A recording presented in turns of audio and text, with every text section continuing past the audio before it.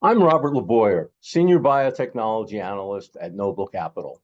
With us here today is Eric Van Zandt, Vice President of Investor Relations, who will tell us about Atossa Therapeutics, a company developing novel therapeutics and delivery methods for the treatment of breast cancer, other conditions, and COVID-19. Eric, please go ahead. Thanks, Robert. And first, let me just apologize that Dr. Quay couldn't be here. He had a last-minute scheduling conflict with flight. So happy to step in and give you a little overview of Atossa.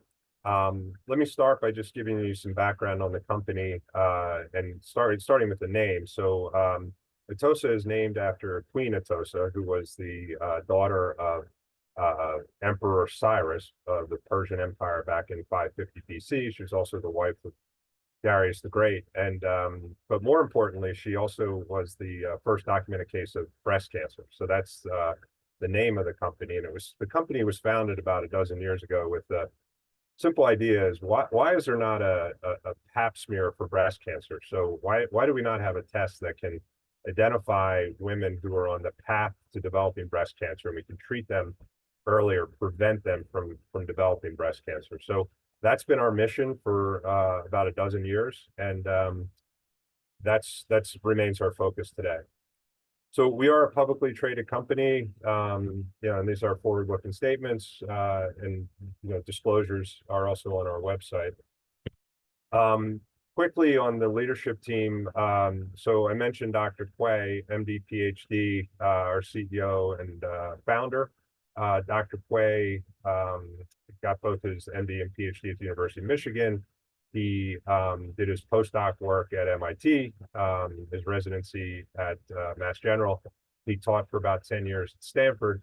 And over the course of his career, he's developed 7 drugs that have been FDA approved, and have about 80 million people have benefited from those drugs that he developed. So he also has about 90 patents to his name. So scientist, as well as a medical doctor and entrepreneur. The company he founded, Atossa, is, like I said, focused on breast cancer prevention and treatment. Breast cancer is obviously something that unfortunately has probably touched most people in the world, either directly or through a family member. So from a prevention perspective, one of the biggest risk factors for developing breast cancer is breast density. So about 50% of the women in the world have dense breasts, and as a result, elevated risk of developing breast cancer. Over the course of their lifetime, about 13% of the women in the world will experience or develop breast cancer. In the US alone, annually, there are about 310,000 cases of breast cancer diagnosed, and 80% of those are ER positive, so estrogen receptor positive breast cancer, about 250,000 cases in the US alone. Estrogen receptor positive breast cancer is cancer that requires estrogen to grow. So the estrogen in your body actually fuels the cancer to grow. When you think about the continuum of breast cancer, there's a couple of different stages, and Atossa hopes to play a role in across that continuum. For now, we're focused on those first 2 there. So the prevention setting, again, mammographic breast density and reducing density, making mammograms more effective and reducing the incidence of breast cancer, and DCIS, so ductal carcinoma in situ. So that is considered the earliest stage of breast cancer, or pre-breast cancer, when the cancer cells are still contained, if breast cancer cells are still contained within the milk ducts. And there's no way of knowing whether or not they will become invasive. So currently, the treatment approach is to treat them as if it is invasive cancer. So there'll be surgical intervention, chemotherapy and/or radiation potentially, and then endocrine therapy for a period of 5+ years in most cases. But that's aggressive and invasive treatment. And the idea is, we're looking at the idea of whether or not we can treat DCIS with Z-endoxifen, and avoid women from, or stop women from having to have that invasive surgical intervention. The other place we're looking at is in the treatment setting. So the neoadjuvant treatment, which is that middle area there, where it's the window of time between diagnosis and definitive treatment, definitive surgical treatment. So the idea in neoadjuvant treatment is to slow the growth of the tumor, downstage the tumor, shrink the tumor, which makes surgery more effective and lowers the incidence of recurrence. So we have 3 ongoing trials in that neoadjuvant setting. And then ultimately, we see a role for Z-endoxifen in the adjuvant setting, which is treatment after surgery, where endocrine therapy is standard of care for ER-positive breast cancer. And there's also an opportunity down the road, potentially in the advanced or the metastatic setting, which there's obviously tremendous unmet medical need. So quickly on the asset, we're developing a drug called Z-endoxifen, and Z-endoxifen sort of has 3 mechanisms of action. It works to block the estrogen receptor, so it doesn't allow estrogen to get to the breast cancer cells and give them the fuel they need to grow. It also degrades the estrogen receptor, so it not only blocks it, but it can destroy it so that the estrogen can't get through. And then at higher doses, it can target something called protein kinase C beta, so PKC beta. And by inhibiting PKC beta, it can cause the tumor cells to die. It can basically have them commit suicide. It's called apoptosis. It can kill the tumor cell. The drug is well studied. There's been multiple phase 1 and 2 studies. We've looked at the drug up to 160 milligrams per day, and there's been a really favorable safety profile. One of the things one of the biggest opportunities we have is treating premenopausal women who currently the treatment options require ovarian suppression. So if a premenopausal woman is diagnosed with ER-positive breast cancer, they not only get an endocrine therapy, but they get a drug that would block their ovaries' ability to produce estrogen, which has all sorts of adverse events and side effects, including putting premenopausal women into menopause. So with endoxifen, we've shown the ability to block the estrogen receptor and kill the tumor without ovarian suppression, without forcing premenopausal women to go into menopause. And then we have strong intellectual property protection. So we have 3 issued patents in the US, with many additional patents pending both US and ex-US. So the development pipeline, as I mentioned, we have 2 studies in the prevention setting and 3 studies in the treatment setting. I'll get into a couple of these in a little more detail. So the mammographic breast density study fully enrolled in November of last year, so November of 23. The way it's set up is that there's a double-blind placebo-controlled study. There's 3 cohorts. A group of women who are getting a sugar pill daily for the placebo for 6 months, a group getting 1 milligram of endoxifen a day for 6 months, and a group getting 2 milligrams a day for 6 months. Density reduction, so these are all women with elevated breast density.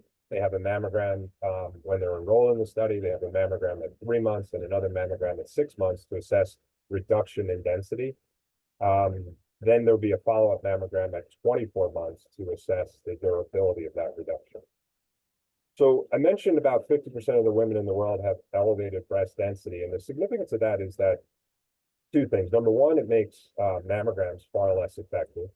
The density appears white on a mammogram, as does cancer, so it's very difficult to detect or visualize the cancer in a dense breast mammogram.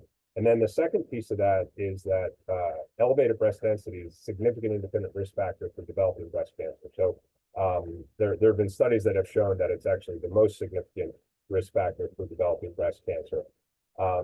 As high as women with the highest density have an increased risk of between 6 and 8 times compared to developing breast cancer compared to women with the lowest density. And just to visualize what density looks like, density is measured on a scale of 0 to 25, which would be by red 1 on the left there, 25 to 50%, 51% to 75%, and then 76% to 100% as you sort of move left to right. And again, cancer, when a technician is reading the mammogram, or the radiologist is looking for white. And as you can see, the one on the right there, it's almost impossible if you were to see cancer in there. It's the analogy you should think of is really looking for a polar bear in a snowstorm. So our hope through this trial is to show that we can reduce density, have those images move from right to left, and again, two things. Number one, make mammograms more effective, and number two, reduce the incidence of breast cancer in these women. So the next study I want to talk about quickly is our Evangeline study, which is a neoadjuvant study where we're treating women diagnosed with ER-positive, HER2-negative breast cancer prior to them having surgery. And the idea here is to downstage, to shrink the tumor prior to surgery, making surgery more effective and lowering the incidence of recurrence. So this study, we started treating women at 40 milligrams per day for 6 months. The idea being we wanted to see if the 40 milligram dose achieved the steady state plasma concentration, so that the concentrations of Z-endoxifen in the bloodstream that would optimally target PKC beta, this pathway to potentially kill the tumor. So the goal was to get to 500 nanograms per milliliter in the bloodstream. We announced recently that, we announced last year that we didn't quite get there, so we've actually upped the dose to 80 milligrams in this study. But just last week, we announced, or we presented the 40 milligram efficacy data at the American Association for Cancer Research annual meeting.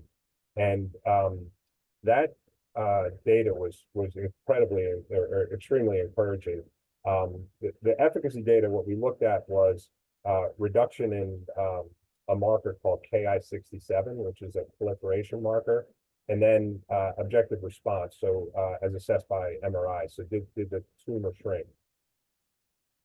So quickly, I'll give you a little overview of the data. So we looked at Ki-67 after 4 weeks of treatment. So Ki-67 is a proliferation marker. It basically measures what percentage of the breast cancer cells are dividing and growing.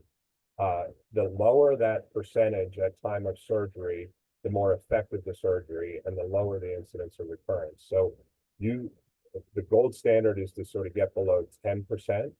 And as you can see here, there was a significant reduction at just 28 days in the proliferation of the cancer cells. So across the board, there was a 56% reduction at 28 days.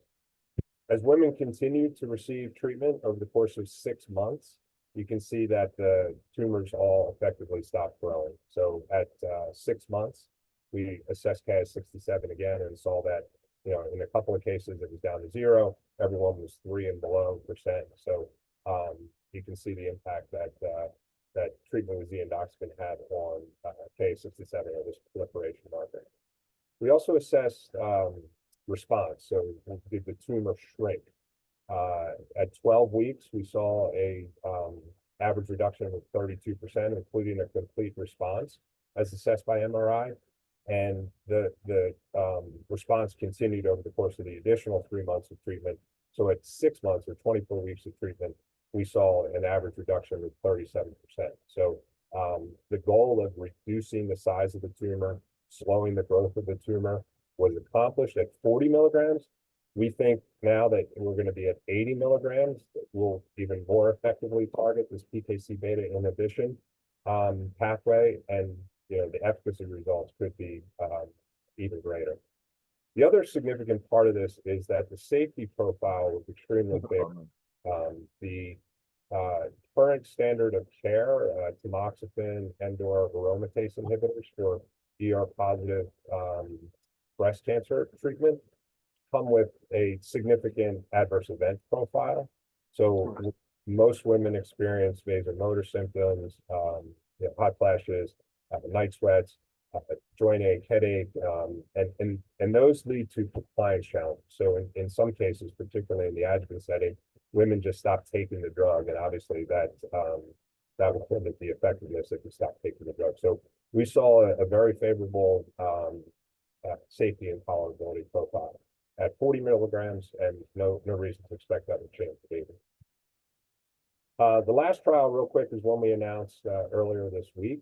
It's a combination trial of Z-endoxifen with a drug called abemaciclib, which is a CDK4/6 inhibitor marketed by Eli Lilly. The idea here is to treat women again in the neoadjuvant setting, and right now in the ER-positive breast cancer treatment space, about 30% of women are being treated with some sort of combination therapy that includes endocrine therapy. So aromatase inhibitors or tamoxifen plus something else. So we envision endoxifen in combination with drugs like CDK4/6 inhibitor or other drugs being used in that similar, 30% space for women with higher clinical stage disease. So lymph node involvement, women with more difficult to treat breast cancer, and breast cancer that has a higher risk of recurrence. That trial is, like I said, just was initiated earlier this week. It's being run by, in partnership with Eli Lilly and a group called Quantum Leap Healthcare Collaborative, who runs the I-SPY trials. So this is a platform trial where they work with 41 of the largest oncology cancer centers across the country. It is expected to enroll 20 patients. These trials tend to enroll relatively quickly because of the network they have, and we're hoping to get the data that will help us inform what we would do in the future. So if the safety profile, the efficacy profile, where we could go to a registrational trial, either in the neoadjuvant setting or in other settings in combination with Eli Lilly. So in terms of moving forward, this is a big year from a data perspective for Atossa. The mammographic breast density data will be available in the second half of the year. As I mentioned, the trial fully enrolled in November of last year, 6-month treatment window, so we'll have the data in the second half of this year.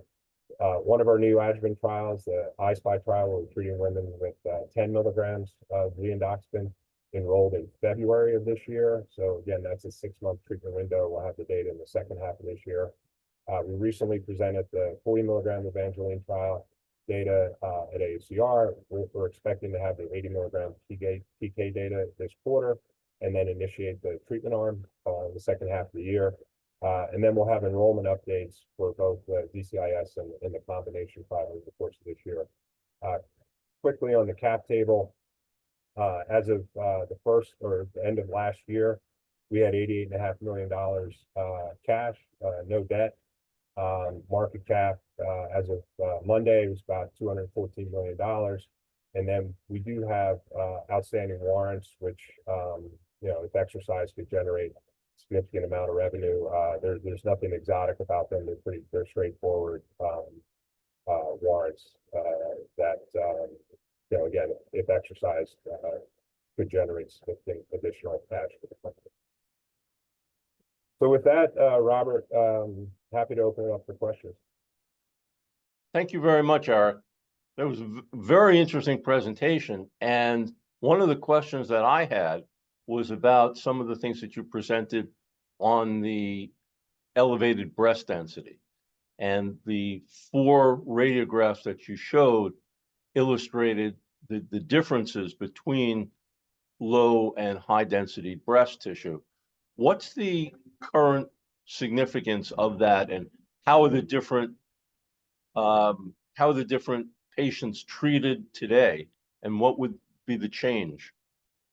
Yeah, so unfortunately, there's no current treatment option for women with elevated breast density. There's no approved drug to reduce density.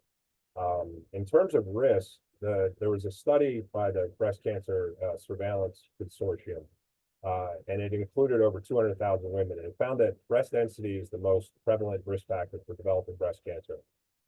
So yeah, that obviously is you know, it's the biggest risk for developing cancer. But more importantly, it found that 39% of breast cancers in premenopausal women and 26% in postmenopausal women had the potential to be prevented if women in those BI-RADS C and D, so the two on the right, were shifted to the lower density BI-RAD B. So shifted one or two to the left. So just by reducing density, you can significantly reduce the incidence of breast cancer. Density, it is not well understood. So most women, when they get a mammogram, they could be told, women could be told, we didn't see any cancer. So that doesn't if you have high density, that doesn't necessarily mean that cancer was there. It's often missed in women that have the highest density. This issue is going to become more talked about over the course of later this year. So on September 10th of this year, a federal law goes into effect that requires mammogram facilities to inform women of their density following a mammogram. So the language in that notification for women with high density will include the language will include something to the effect that you have elevated breast density. This makes mammograms less effective. It's a significant independent risk factor for developing breast cancer, and you should go speak to your physician about potential next steps.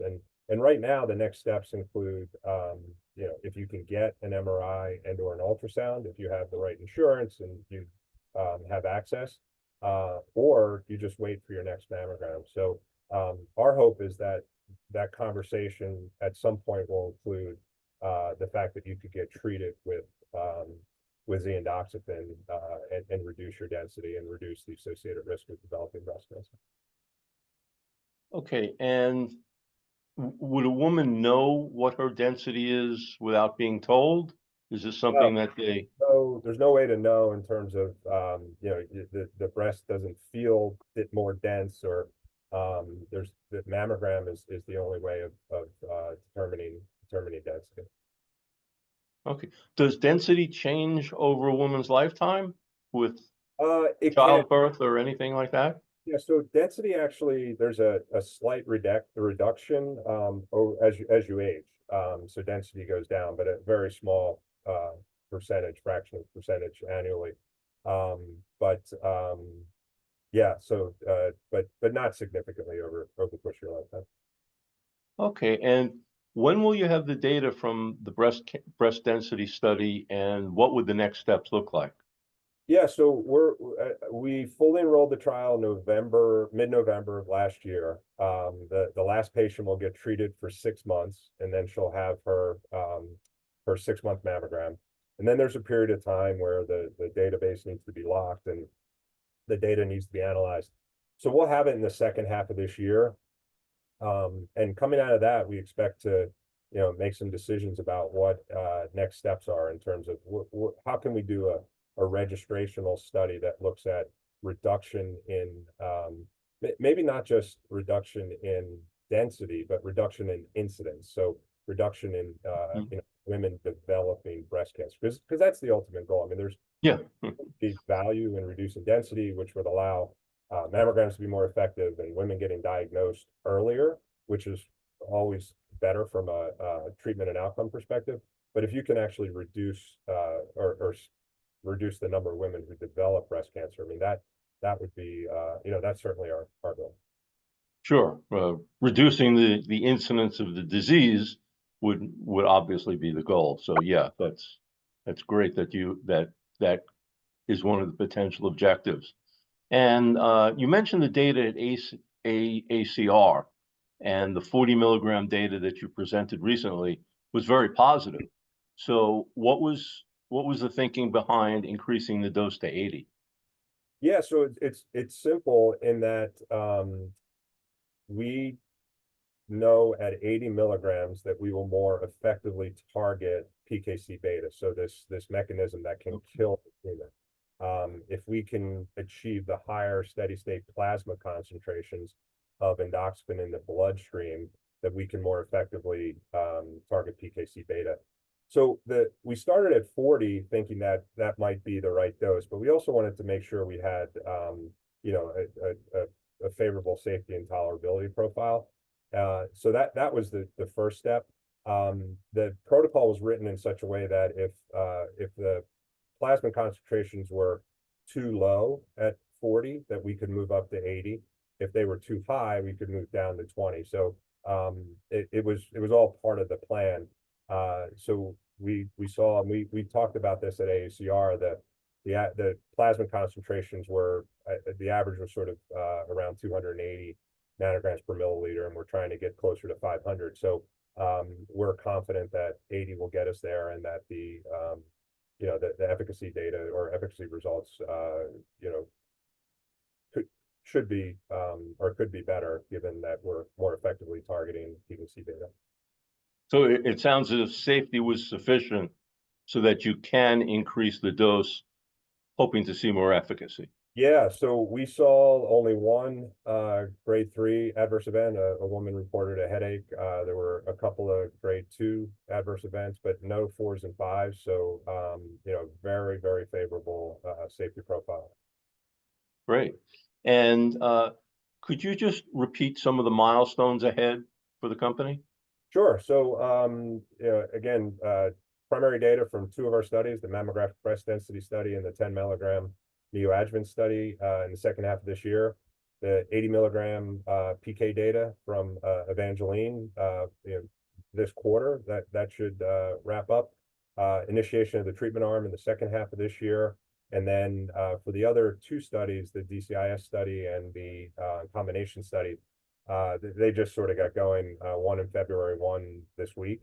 So we'll have enrollment updates for those studies over the course of the coming months. Okay, great. And one other point you mentioned was the amount of cash that you had and the cash runway that you have, and that cash can support operations for, was it 3 years? Yes. So we've, as of the first of this year, we had $88.5 million. We're a calendar year, so we'll be reporting Q1 in May, but we're burning, you know, in the neighborhood of $6 to $7 million a quarter. So that would get us to 3 years of capital runway. Great. So there are no unforeseen dilution events coming up from offerings to fund these trials. They're fully funded, and Yeah. there's no need to raise capital. You have warrants that can bring in additional cash in the future. So Correct. great. That's good to hear, especially in this market. So great. Okay. Very enviable position. Yeah. And very conservative and thoughtful with you know, cash expenditure. Cash expenditures and planning for the clinical trials all seem very well thought out, with milestones to drive the company and plenty of cash to get you there. So Correct. great. Okay, Eric, I'd like to thank you on behalf of Noble and everyone listening. We wish you great luck in these milestones and look forward to keeping in touch with you. Thank you, Robert. Take care. Thank you.